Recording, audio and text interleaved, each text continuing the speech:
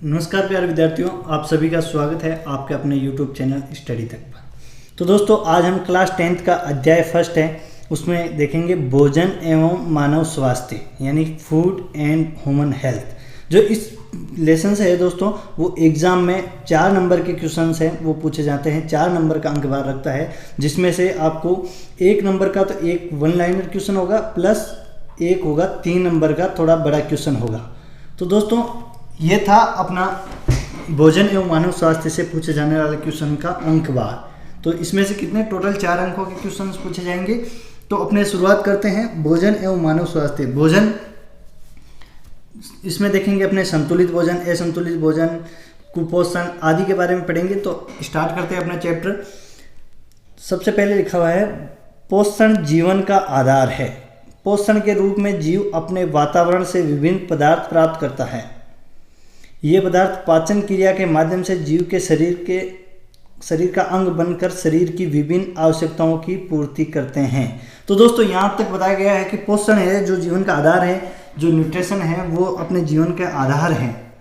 अगर अपने न्यूट्रिशन नहीं मिलेंगे तो हमारी बॉडी है वो सही तरीके से काम नहीं करेगी और जीव का शरीर का अंग बनकर, यानी कि अपने जैसे कैल्शियम है, कैल्शियम बोन्स को मजबूत करता है, तो वो अंग बनकर विभिन्न आवश्यकताओं की पूर्ति करता है, यह कार्य करता है। आगे देखते हैं, अच्छे स्वास्थ्य के लिए संतुलित आहार लेने की जरूरत है। अपने गुड हेल्थ के लिए, अच्छे स्वास्थ्य के लिए संतुलित भोजन की आवश्यकता होती है। संतुलित भोजन, जिस भोजन में कार्बोहाइड्रेट, वसा, प्रोटीन, विटामिन सभी उचित मात्रा में उपस्थित हो। आगे क्या, संतुलित आहार शरीर को मजबूत बनाता है। ये सही है दोस्तों, संतुलित भोजन है वो शरीर को मजबूत बनाता है। रोगों से लड़ने के लिए रोग प्रतिरोधक क्षमता यानी इम्यूनिटी लेवल है, इम्यून सिस्टम है वो बढ़ाता है। साथ ही संतुलित आहार दिमाग को तेज तथा स्वस्थ बनाता है। अगर अपने पूरे एलिमेंट्स मिलते रहे तो माइंड भी बेस्ट तरीके से काम करता है। स्वस्थ भोजन के अभाव में थकान और अन्य कई प्रकार के रोग हो जाते हैं। स्वस्थ, अगर अपने को डाइट भी अच्छे से नहीं मिलेगी, अपने को हल्का खाना मिलेगा जिसमें प्रोटीन, न्यूट्रिशन, ये सभी कार्बोहाइड्रेट, विटामिन्स वो सभी उपस्थित नहीं रहेंगे, यानी पुअर डाइट कह सकते हैं जिसे, वो मिलेगी तो हमें कोई भी काम करने का मन नहीं करेगा। अनुभवों के आधार पर यह तथ्य ठीक तरह से जान लिया गया है कि जीवन के संचालन हेतु कार्बोहाइड्रेट, प्रोटीन, वसा, खनिज लवण, विटामिन तथा जल उचित मात्रा में उपस्थित या उपलब्ध होना चाहिए। आगे लिखा हुआ है, संतुलित भोजन वे भोजन है जिसमें सभी आवश्यक पोषक तत्व उपलब्ध हो। यानी संतुलित भोजन किसे कहते हैं, ये 1 लाइनर क्वेश्चन बन सकता है। तो संतुलित भोजन किसे कहते हैं, जिसमें सभी आवश्यक पोषक उपलब्ध हो। सभी आवश्यक पोषक मतलब कार्बोहाइड्रेट, प्रोटीन, वसा, खनिज लवण, विटामिन आदि, तो उसे संतुलित भोजन कहते हैं।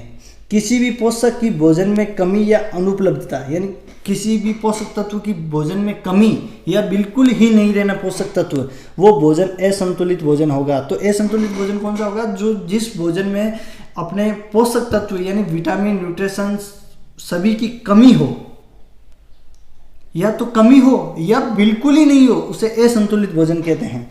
लंबे समय तक जब हम पोषण में किसी एक या एक अधिक पोषक तत्व की कमी हो तो उसे कुपोषण कहते हैं।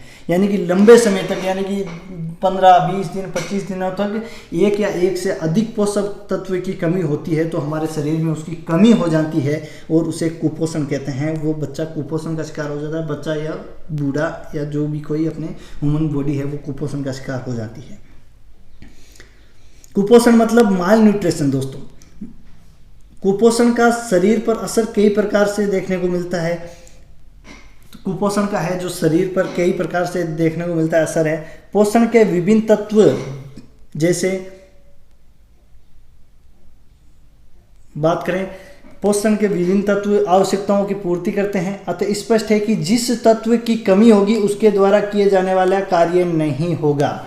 यानी कि भोजन में जिस पोषक तत्व की कमी होगी यानी कि कम होगा, उसके द्वारा कार्य किए जाने वाला कार्य यानी कि वर्क वो नहीं हो पाएगा। यानी कि अपने एक एग्जाम्पल देख लेते हैं। एग्जाम्पल के तौर पे देखें, कैल्शियम से बोन है जो मजबूत होती है, यानी हड्डियों को मजबूती प्रदान करता है वो कैल्शियम। अगर कैल्शियम वगैरह की प्रॉपर मात्रा में नहीं लिया गया बॉडी में तो वो अपने शरीर में कमी होगी और बोन्स है वो मजबूत नहीं होगी, जल्दी से मजबूती प्रदान नहीं की जा सकती है बोन्स को। तो अब देखते हैं इसका पहला पार्ट है वो देखते हैं संतुलित एवं असंतुलित भोजन, यानी balanced diet and unbalanced diet, यानी बैलेंस एंड अनबैलेंस्ड फूड। तो हमारे देश में कुपोषण का एक बड़ा कारण लोगों को सभी पोषक तत्वों से युक्त संतुलित भोजन पर्याप्त मात्रा में नहीं मिलना है। सबसे बड़ा कारण क्या है दोस्तों अपने देश में कि संतुलित भोजन नहीं मिलता है। कुपोषण का मुख्य कारण भारत में यह है कि संतुलित भोजन नहीं मिल पाता है। मगर कई उदाहरण ऐसे भी देखे हैं कि बुरी आदतों के कारण, जैसे आप कोई टोबैको को यूज़ कर रहे हो, इनकी वजह से भी व्यक्ति में कुपोषण के पदार्थ के लक्षण है, कुपोषण के लक्षण प्रदर्शित होते हैं। कुपोषण का प्रभाव शारीरिक एवं मानसिक दोनों प्रकार से दुर्बलताओं के रूप में प्रकट होता है। कुपोषण का प्रकार है वो शारीरिक यानी कि शरीर भी, और मानसिक यानी मेंटली भी डिफेक्ट करता है। यहाँ हम अपने कुपोषण के कुछ प्रभावों के बारे में देखेंगे। तो अपना पहला पॉइंट है कुपोषण को लेकर वो है विटामिन कुपोषण। विटामिन कुपोषण, तो दोस्तों अपना पहला पॉइंट है वो है विटामिन कुपोषण। विटामिन कुपोषण, विटामिन माल न्यूट्रिशन। माल न्यूट्रिशन मतलब दोस्तों आपको पता ही होना चाहिए, माल मतलब कमी। माल वर्ड है उसकी यूज़ में लिया जाता है, तो उसकी किसी भी चीज़ की कमी हो तो उसके लिए माल वर्ड यूज़ में लिया जाता है, यानी कमी, न्यूट्रिशन की कमी यानी प्रोटीन कुपोषण। विटामिन भोजन का सूक्ष्म भाग होते हैं, विटामिन्स होते हैं वो भोजन का सूक्ष्म भाग होते हैं, मगर कार्य की दृष्टि से महत्वपूर्ण होते हैं, यानी कि ये बहुत ही माइनर एलिमेंट्स होते हैं, लेकिन कार्य वही बात हो गई अपने दोस्तों, कह सकते हैं कि छोटा कद काम बड़ा, छोटा नाम काम बड़ा, वो कह सकते हैं अपने।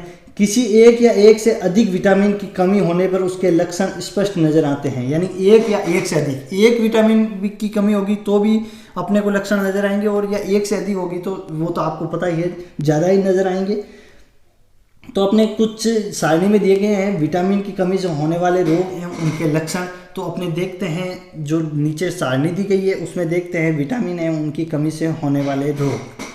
तो लिखा क्या है, हेडिंग क्या है अपनी, प्रमुख विटामिनों की कमी से होने वाले रोग तथा उनके लक्षण। प्रमुख विटामिनों की कमी से होने वाले रोग एवं उनके लक्षण। तो इसमें दिया गया है क्रमशः 6 विटामिन हैं, उनके बारे में बताया गया है। इनमें से दोस्तों जो 1 नंबर का क्वेश्चन है वो यहाँ से पूछा जा सकता है, आपको ध्यान रखना दोस्तों, 1 नंबर का क्वेश्चन है वो यहाँ से पूछा जा सकता है। तो अपना पहला विटामिन देखें तो विटामिन ए। पहला विटामिन कौन सा है आपके दोस्तों, विटामिन ए। विटामिन ए की कमी से कौन सा रोग होता है, रतौंधी रोग होता है दोस्तों, रतौंधी रोग होता है विटामिन ए की कमी से। तो ये क्वेश्चन बन सकता है रतौंधी रोग किसकी कमी से होता है, तो विटामिन ए इसमें ऑप्शन में सही आएगा। इस रोग के लक्षण क्या है, प्रकाश या रात में दिखाई नहीं देना। ये नॉर्मल सी बात है दोस्तों, विटामिन ए की कमी से प्रकाश या रात में दिखाई नहीं देता है। अपना दूसरा ऑप्शन है थायमीन यानी B12, जिसे B12 भी कहते हैं। तो इसकी कमी से बेरी रोग होता है। बेरी रोग में क्या होता है, हृदय की धड़कन कम होती है, हार्ट रेट है वो कम हो जाती है, पेशियां एवं तंत्रिकाएं कमज़ोर हो जाती है, पेशियां एवं तंत्रिकाएं हैं वो कमज़ोर हो जाती है दोस्तों, ये ध्यान रखना आप मेनली। अपना तीसरा पॉइंट है राइबोफ्लेविन। राइबोफ्लेविन यानी B2। तो इसकी कमी से कौन सा रोग हो जाता है, राइबोफ्लेविनोसिस। राइबोफ्लेविनोसिस रोग है वो हो जाता है। तो इसमें क्या होता है, रोग के लक्षण क्या है, मुख के किनारे एवं होठ की त्वचा का फटना, जैसा कि आपको डायग्राम में दिखाया गया है। मुख के किनारे एवं होठ की त्वचा का फटना, या मेमोरी में कमी आना, स्मृति IQ लेवल में कमी आना। अगला है नियासिन, नंबर 4 है नियासिन यानी B3 की कमी से कौन सा रोग होता है, पेलेग्रा रोग होता है वो B3 की कमी से होता है। इस रोग में क्या होता है, इस रोग के लक्षण क्या है, जीभ एवं त्वचा पर पपड़ियां पड़ना, जीभ एवं त्वचा पर पपड़ियां पड़ना इस रोग के मुख्य लक्षण हैं। इसके बाद में नंबर 5 पे है एस्कॉर्बिक अम्ल यानी एस्कॉर्बिक एसिड, जिसे विटामिन C की भी कहते हैं। विटामिन सी की कमी से कौन सा रोग होता है? स्कर्वी रोग होता है दोस्तों। स्कर्वी रोग किसकी कमी से होता है? विटामिन सी की कमी से होता है दोस्तों। इसमें क्या होता है? मसूड़ों में खून आना, त्वचा पर चकत्ते बनना, पैरों त्वचा पे चकत्ते बनना, ये यहाँ तक ही है दोस्तों इसके लक्षण। इसके बाद में आता है कैल्सिफिरोल। कैल्सिफिरोल विटामिन डी, जिसे कैल्सिफिरोल को विटामिन डी भी कहा जाता है। तो इसकी कमी से कौन सा रोग होता है दोस्तों? रिकेट्स रोग होता है, वो विटामिन डी की कमी से होता है। तो इसमें क्या होता है? पैरों की हड्डियां मुड़ जाती है, पैरों की हड्डियां हैं जो बैंड खा जाती है, घुटने पास पास आ जाते हैं, घुटने हैं जो पास पास आ जाते हैं। तो ये तो थे दोस्तों अपने प्रमुख विटामिनों की कमी से होने वाले रोग एवं उनके लक्षण।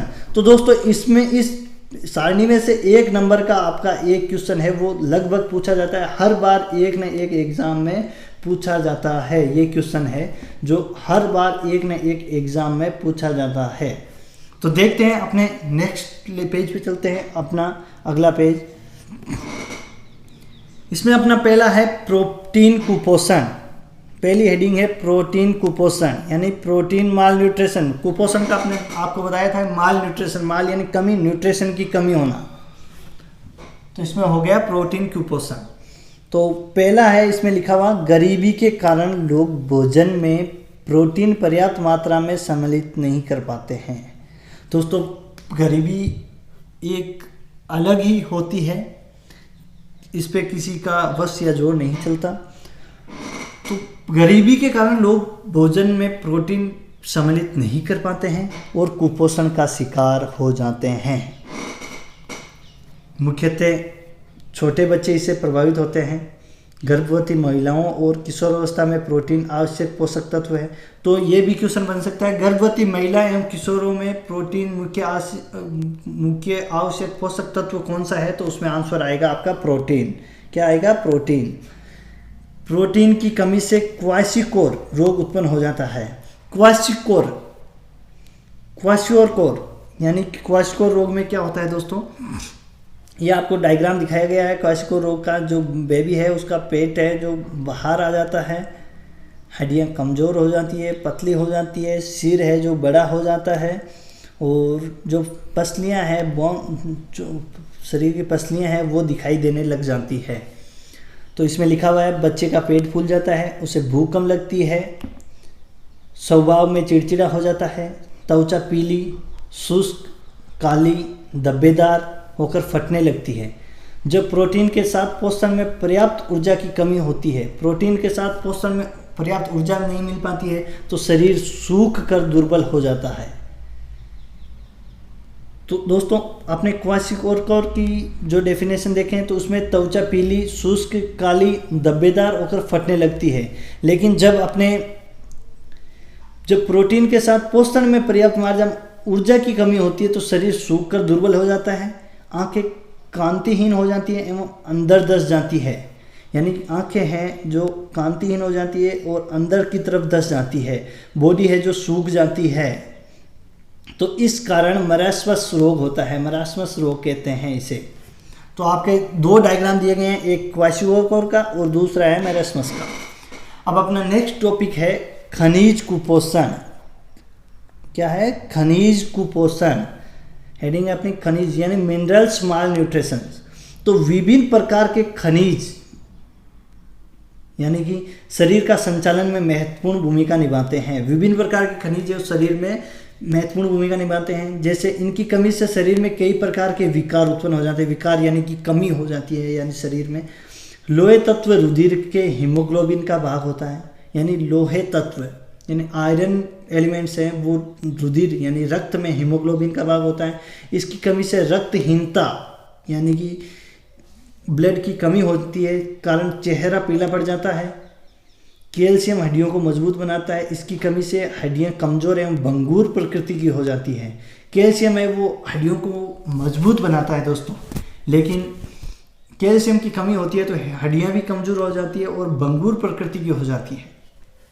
आयोडीन की कमी से थायराइड ग्रंथि की क्रिया मंद पड़ जाती है। आयोडीन की कमी होती है तो अपने थायराइड ग्रंथि है वो काम करना बंद कर देती है, कार्य करना बंद कर देती है, जिससे गलगंड रोग या गेंगा रोग उत्पन्न हो जाता है, जिसके कारण गलगंड रोग या गेंगा रोग उत्पन्न हो जाता है।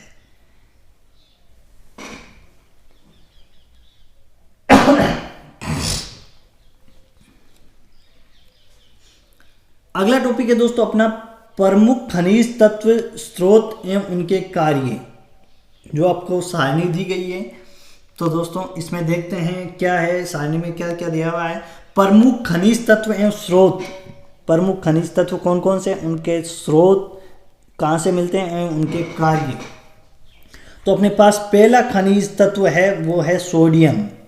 सोडियम प्रमुख स्रोत क्या है, सोडियम सामान्य नमक यानी घरेलू नमक में मिलता है, मछली, मांस, अंडे या दूध, इनमें है सोडियम मिलता है। सोडियम का कार्य क्या है,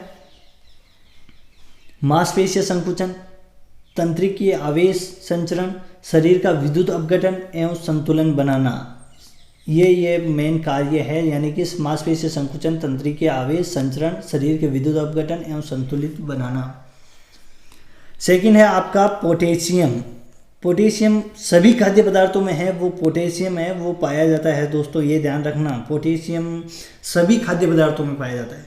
इसका प्रमुख कार्य क्या क्या है, मांसपेशीय संकुचन, तंत्रिकीय आवेग संचरण, शरीर का विद्युत अपघटन एवं संतुलन बनाना, विभिन्न कोशिकीय क्रियाओं का संचालन करना। विभिन्न प्रकार की कोशिकीय क्रियाएं हैं, सेल्स की क्रियाएं हैं, उनको कार्य करना है, वो पोटेशियम का होता है। नंबर थर्ड पे आता है कैल्शियम।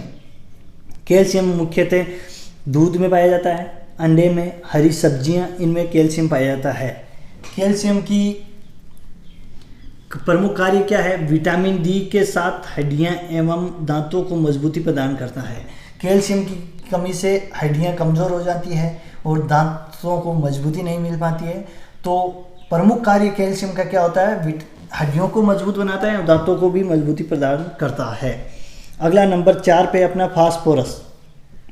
फास्फोरस दूध, हरी सब्जियां, बाजरा, रागी, सूखे मेवे, यकृत एवं तथा वृक्क, इनमें फास्फोरस पाया जाता है दोस्तों, प्रमुख स्रोत है ये फास्फोरस के। तो इसमें कैल्शियम से मिलकर हड्डियां तथा दांतों को मजबूती प्रदान करता है। कि फास्फोरस है वो कैल्शियम से बाइंड होकर, फास्फोरस जो कैल्शियम से बाइंड होकर क्या करता है, हड्डियों को मजबूत करता है तथा दांतों को भी मजबूती प्रदान करता है। कैल्शियम और फास्फोरस दोनों मिलकर हड्डियों को और दांतों को मजबूती प्रदान करता है। अगला अपना नंबर 5 पे है लोहे तत्व।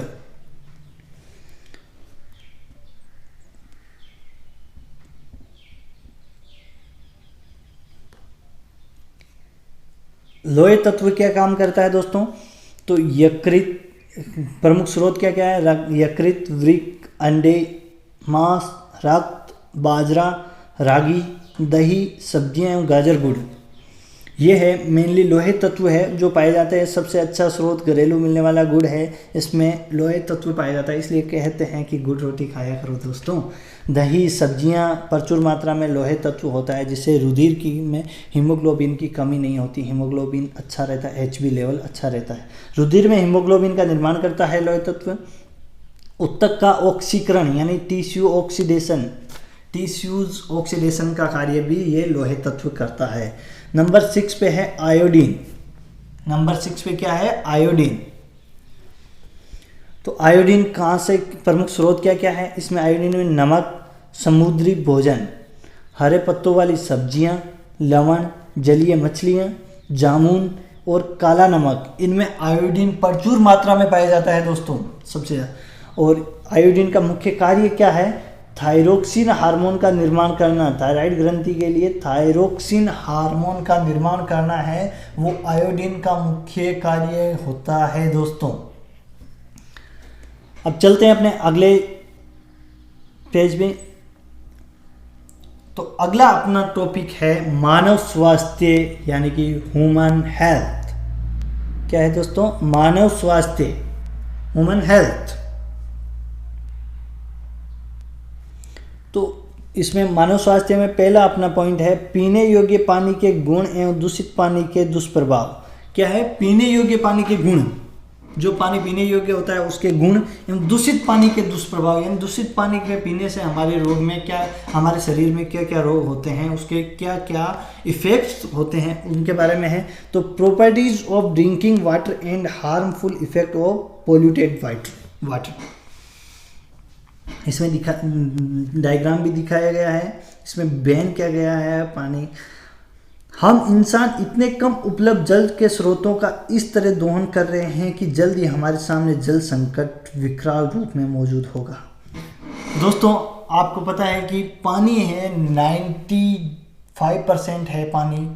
पृथ्वी पर अगर 100% पानी अवेलेबल है तो उसमें से अपने 95% पानी है वो तो समुद्री पानी है। उसके बाद में 4% पानी है वो पीने योग्य पानी नहीं है। सिर्फ 1% पानी है वो पीने योग्य पानी है अपने इस पृथ्वी पर। तो ये क्वेश्चन भी पूछा जा सकता है दोस्तों, पीने योग्य पानी कंपटीशन एग्जाम में पूछा जाता है ये मेनली क्वेश्चन। पीने योग्य पानी अपनी पृथ्वी पर कितने प्रतिशत उपलब्ध है, तो 1% उसमें आंसर आएगा पीने योग्य पानी। तो मानव है ना इस तरह काम कर रहा है, जैसे अपने पानी का नल खुला छोड़ रहे हैं, उसको व्यर्थ बहा रहे हैं, तो ये संकट विकराल रूप में होगा पीने योग्य पानी का। हमारे उपयोग का लगभग सारा जल नदियों, झीलों या भूमिगत स्रोतों से आता है। ये आप सभी को पता है, हम जो पानी पी रहे हैं वो जल, नदियाँ, झीलें, भूमिगत स्रोत यानी कुएं, इन सभी से आता है। हम जल के उपयोग के साथ उसे प्रदूषित भी करते हैं, ये बात भी सही है। नदियों में गंदे नाले वगैरह छोड़े जा रहे हैं, फैक्ट्रियों का जो गंदा पानी है वो नदियों में छोड़ा जा रहा है। इस तरह हम द्विधारी तलवार से अपने जीवनदाता पर वार कर रहे हैं, यानी दो धारी तलवार मतलब दोनों तरफ से। एक तरफ से तो अपने पानी को वेस्ट बहा रहे हैं, दूसरी तरफ से उसको जो सही है उस पानी को अपने पोल्यूटेड कर रहे हैं, यानी कि खराब कर रहे हैं, दूषित कर रहे हैं। जल की उपयोगिता का चर्चा करना व्यर्थ है, ये बात सही लिखी है इन्होंने। उपयोगिता का चर्चा करना ये व्यर्थ है चर्चा करना, क्योंकि आप सभी को पता होना चाहिए। यदि कहूँ कि जल ही जीवन है तो अतिशयोक्ति नहीं होगी। ये हम कह सकते हैं जल ही जीवन है, तो बहुत इसमें कोई दो राय नहीं है, जल ही जीवन है। ये भारत सरकार द्वारा चलाया गया एक कॉलम भी कह सकते हैं इसे, जल ही जीवन है। जल का उपयोग पीने, तो जल का उपयोग किस किस में करते हैं अपने? पीने,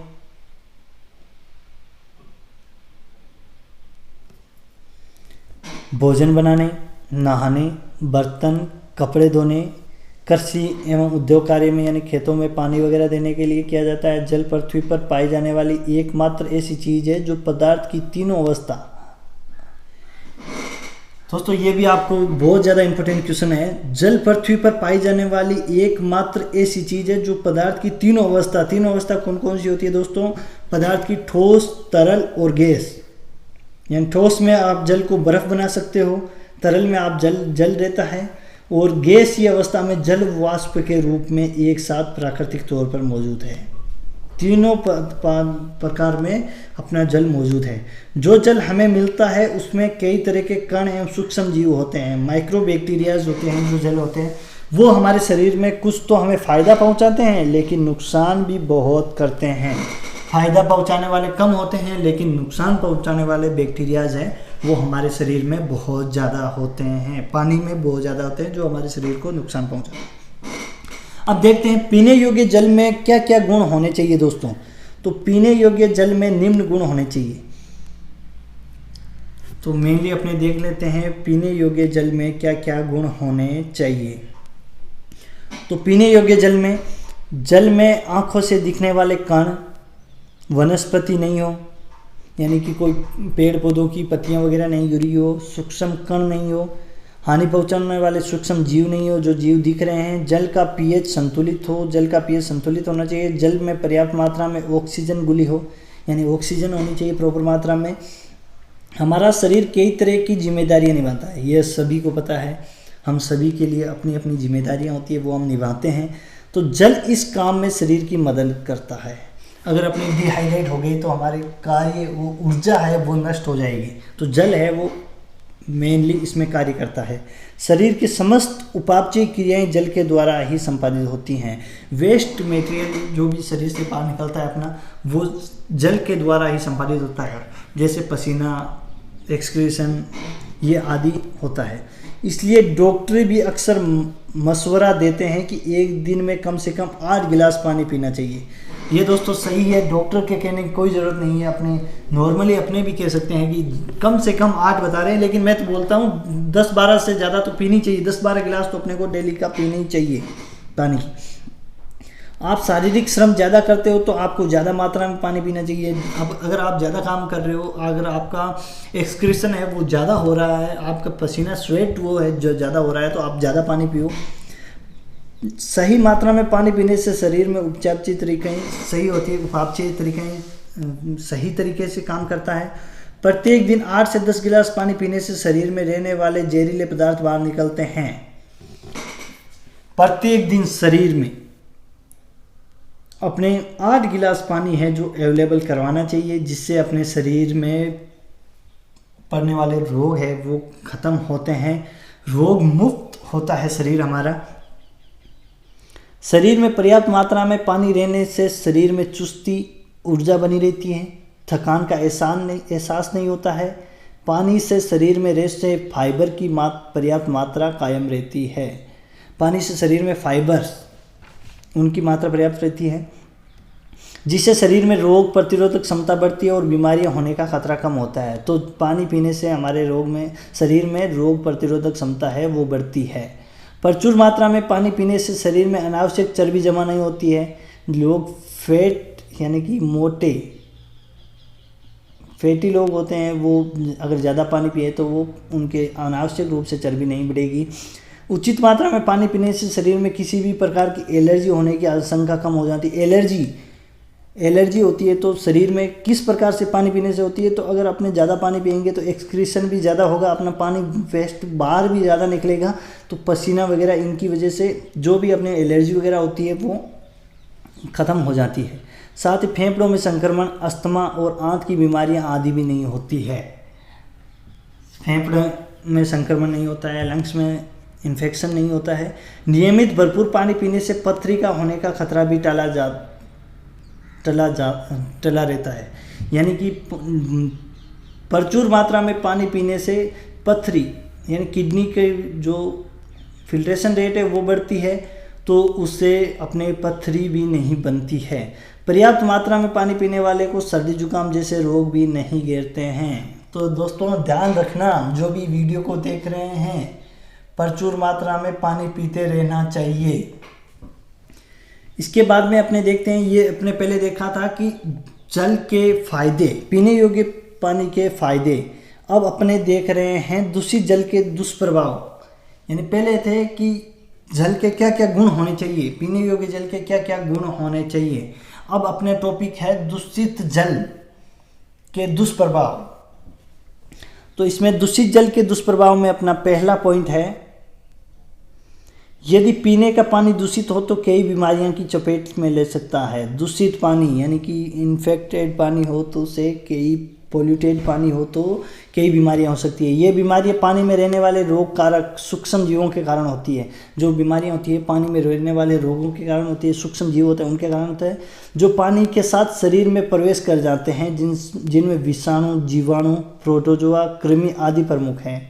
जीवाणु, विषाणु, प्रोटोजोआ और कृमि आदि हैं, जिनकी वजह से हैजा, पेचिश जैसी बीमारियां भी आसानी से किसी को भी शिकार बना सकती है। यदि गंदे पानी से कई प्रकार के संक्रामक बीमारियां भी फैलती हैं।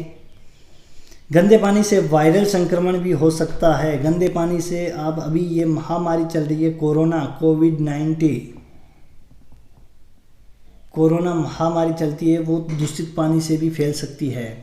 अगर इन्फेक्टेड पानी, पोल्यूटेड पानी हुआ तो उससे फैल सकती है। वायरल संक्रमण के कारण हेपेटाइटिस, फ्लू, कोलेरा, टाइफाइड, पीलिया जैसी खतरनाक बीमारियां होती है। बाला या नारू रोग एक समय राजस्थान में गंभीर समस्या थी। बाला या नारू रोग, जिस रोग का रोगजनक ड्रैकोनिकुलस मेडिनेसिस था नामक कृमि थी। इसकी मादा कृमि अपने अंडे सदैव परपोषी मनुष्य के शरीर के बाहर जल में देती थी, स्वस्थ जल में देती थी इसके अंडे। ऐसे संदूषित जल को उपयोग से ये रोग दूर लोगों में भी फैल जाता है। नारू उन्मूलन कार्यक्रम के प्रयासों से सन 2000 के पश्चात इसका कोई रोगी नहीं पाया गया है। नार उन्मूलन कार्य के प्रयासों के बाद में सन 2000 में इसके पश्चात कोई भी रोगी नहीं पाया गया, परंतु फिर भी इस रोग को पुनः उद्भवन का रोकने के लिए जल जनित रोगों से बचाव हेतु पानी को छानकर, उबालकर और ठंडा कर पीना चाहिए, ताकि उसमें जो भी बैक्टीरियाज होते हैं वो किल हो जाएं। नदी, तालाब इत्यादि में नहाना एवं कपड़े धोना मना है। समय समय पर इनकी साफ सफाई करती रहनी चाहिए, क्योंकि स्वच्छ जल है तो स्वस्थ कल है। ये आप देख सकते हो, स्वच्छ जल है तो स्वस्थ कल है। Clean water healthy tomorrow. अब अपना इसमें सेकंड पॉइंट है मोटापा, ओबेसिटी। दोस्तों ओबेसिटी, मोटापा वो स्थिति होती है जब अत्यधिक शारीरिक वसा शरीर पर इस सीमा तक एकत्रित हो जाता है वे स्वास्थ्य पर हानिकारक प्रभाव डालने लगता है। मोटापा, ओबेसिटी है वो ऐसी स्थिति होती है कि अत्यधिक शारीरिक वसा यानी कि बहुत ज़्यादा फैट है वो शरीर पर इस सीमा तक एकत्रित हो जाता है कि वो हानिकारक प्रभाव है वो डालने लग जाता है अपने शरीर पर।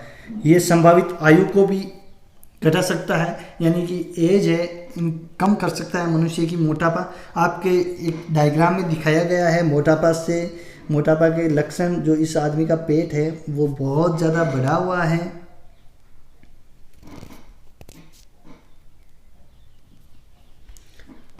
मोटापा के कारण ये पेट देखो दोस्तों, ये बाहर निकला हुआ है, ये फैट, ये पूरा मोटापा है।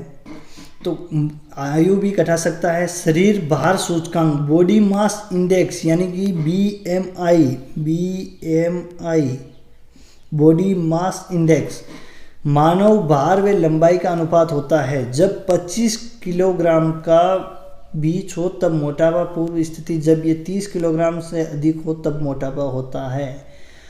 25 किलोग्राम प्रति मीटर हो, अगर मनुष्य की हाइट है वो 1 मीटर हो और उसका वेट 25 किलोग्राम हो तो ये मोटापा नहीं है। लेकिन अगर 1 मीटर हाइट हो और 30 किलो या उससे अधिक वजन हो तो ये मोटापा कहा जा सकता है। मोटापा बहुत से रोगों से जुड़ा है, जैसे हृदय रोग, हार्ट डिजीज, मधुमेह, निद्राकालीन श्वास समस्या, कई प्रकार के कैंसर और अस्थि संध्यार्थी यानी मोटापा के कई कारण हो सकते हैं। इनमें से प्रमुख हैं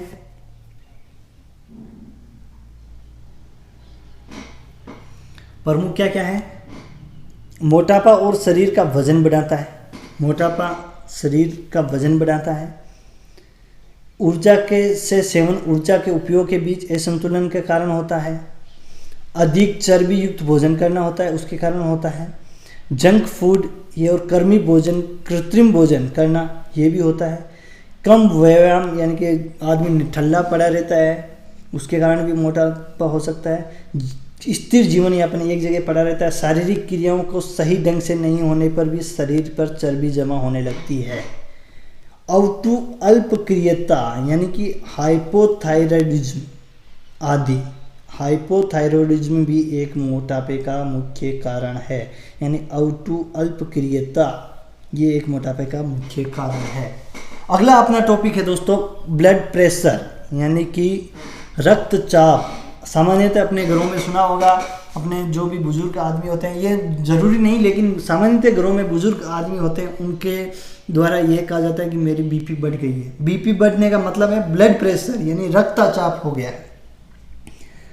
देखते हैं इसमें क्या होता है। रक्तचाप रक्त वाहिनियों में बहने रक्त द्वारा वाहिनियों की दीवारों पर डाले गए दबाव को रक्तचाप कहते हैं। तो ब्लड प्रेशर किसे कहते हैं? रक्त वाहिनियों में बहते हुए रक्त द्वारा, यानी कि ये दोस्तों अपने अगर डायग्राम से प्रदर्शित करूं आपको तो ये अपने शरीर में रक्त वाहिनियां हैं, इनमें बहते हुए रक्त, ये आपको मैं लाल कलर से प्रदर्शित करता हूँ। ये रक्त बह रहा है, तो इस रक्त के द्वारा वाहिनियों की दीवारों पर, यानी ये रक्त वाहिनियाँ हैं उनकी दीवारों पर इस तरफ से और इस तरफ से द्वारों पर डाले गए दाब को, यानी ये रक्त जो अंदर बह रहा है वो इन पर दबाव डालता है, तो उसे रक्तचाप भी कहते हैं। किसे कहते हैं? रक्तवाहिनियों द्वारा डाले गए, रक्तवाहिनियों में बहते हुए रक्त द्वारा डाले गए दबाव को रक्तचाप कहते हैं। ये दोस्तों आप ध्यान रखना, मेन पॉइंट है। धमनियां वह नलिकाएं होती है जो हृदय में रक्त को शरीर के सभी ऊतकों और अंगों तक ले जाई जाती है। धमनियां वे नलिकाएं होती है जो हृदय से रक्त को, यानी कि हृदय से दूर ले जा रही है। वेन्स, धमनियां मतलब वेन वे होती है जो शरीर से, हार्ट से दूर ले जा रही है, सभी ऊतकों एवं अंगों तक ले जा रही है। किसी व्यक्ति का रक्तचाप सिस्टोलिक और डायस्टोलिक रक्तचाप के रूप में अभिव्यक्त किया जाता है।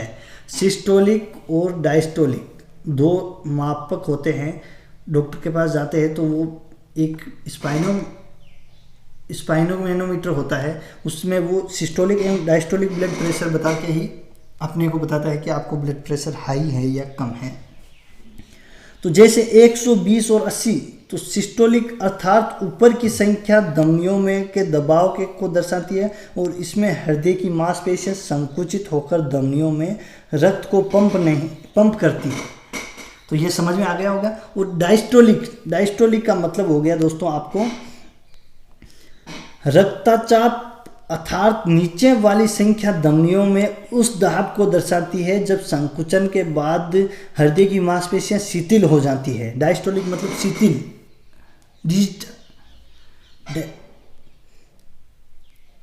एक सामान्य व्यक्ति का सिस्टोलिक रक्तचाप पारा 90 और 120 मिलीमीटर, यानी कि 90 और 120 mm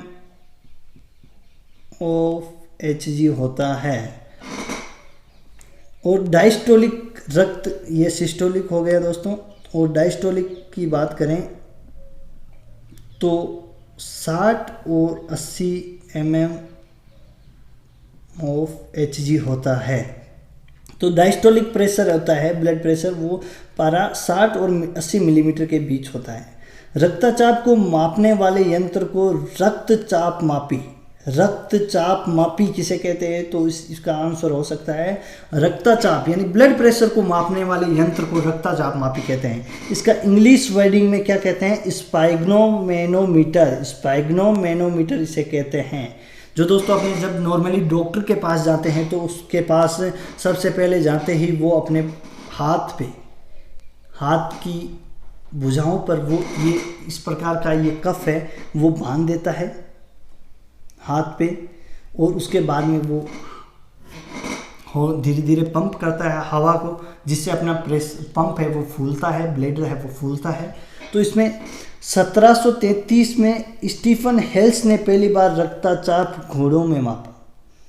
तो ये क्वेश्चन बन सकता है आपका 1 नंबर का क्वेश्चन। सबसे पहले ब्लड प्रेशर किस में मापा गया? तो स्टीफन हेल्स ने। किसने मापा? स्टीफन हेल्स ने पहली बार रक्तचाप को, ब्लड प्रेशर को घोड़े में मापा गया। और 1983 में कापलन ने रक्तचाप को परिभाषित किया था। तो इसमें परिभाषित 1983 में हुआ है ब्लड प्रेशर, और मापा गया है वो पहली बार वो 1733 में है। ये आपको स्पाइग्नोमेनोमीटर का डायग्राम है वो दिख रहा है। अब देखते हैं निम्न ब्लड प्रेशर यानी लो ब्लड प्रेशर किसे कहते हैं, ये अपने मेनली देखेंगे। निम्न रक्तचाप वे दाब जिसमें धमनियां और नसों में रक्त का प्रवाह कम होने के कारण लक्षण या संकेत दिखाई देते हैं।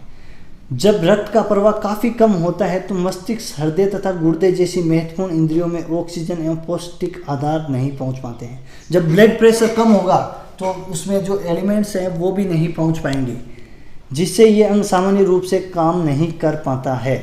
स्थायी रूप से क्षतिग्रस्त भी हो जाते हैं। अगर ब्लड प्रेशर हमेशा कम हुआ तो उसमें माइंड में अगर ब्रेन में अगर ब्लड नहीं पहुंचा प्रॉपर मात्रा में तो वो ब्रेन काम करना बंद कर सकता है। अगर हार्ट से पंप नहीं हो रहा है अच्छी तरीके से तो उसे लो ब्लड प्रेशर है तो वो ब्रेन वगैरह, किडनीज वगैरह वो काम करना बंद कर सकते हैं।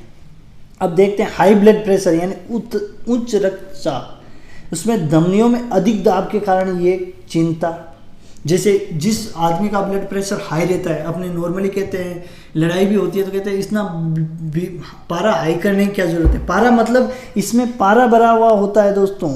और ब्लड प्रेशर यानी बीपी, इतना बीपी हाई हो गया। ये गाना भी है दोस्तों, बीपी हाई हो गया, पंजाबी गाना है एक, बीपी हाई हो गया विस्की कुड़ी था। तो उच्च रक्तचाप धमनियों में अधिक दाब के कारण ये चिंता, क्रोध, ईर्ष्या, भ्रम, कई बार आवश्यकता से अधिक भोजन खाने से, मैदे से बने खाद्य पदार्थ खाने से, चीनी, मसाले, तेल, घी, अचार, मिठाइयाँ, मांस, चाय, सिगरेट, शराब के सेवन, श्रमहीन जीवन यानी कि व्यायाम नहीं करने के अभाव में उच्च रक्तचाप का समय पर निदान महत्वपूर्ण है। इनकी वजह से ये होता है मेनली हाई ब्लड प्रेशर। ऐसे मरीजों को पोटेशियम युक्त भोजन करना चाहिए। पोटेशियम युक्त भोजन करना चाहिए, जैसे ताज़े फल, डिब्बे में बंद सामग्री का प्रयोग बंद कर दें। भोजन में कैल्शियम, दूध और मैग्नीशियम की मात्रा संतुलित करनी चाहिए। रेशे युक्त पदार्थ खूब खाएं। संतृप्त वसा, मांस, वनस्पति घी की मात्रा कम करनी चाहिए। डालडा घी नहीं खाना चाहिए। इसके साथ ही नियमित व्यायाम करना चाहिए। खूब तेज़ लगातार 30 मिनट तक पैदल चलना चाहिए। यानी बीपी हाई रहता है जिस व्यक्ति का, उसको सबसे बेस्ट उपाय यही है कि वो 30 मिनट तक दौड़ लगानी चाहिए, उसको व्यायाम करना चाहिए। योग, ध्यान, प्राणायाम रोज करना चाहिए। धूम्रपान व मदिरापान नहीं करना चाहिए। बीपी जिनका हाई होता है उनको धूम्रपान या मदिरापान नहीं करना चाहिए। अपना अगला पॉइंट है नशीले पदार्थ। तो वो नशीले पदार्थ है जो दोस्तों अपने अगली क्लास में देखेंगे।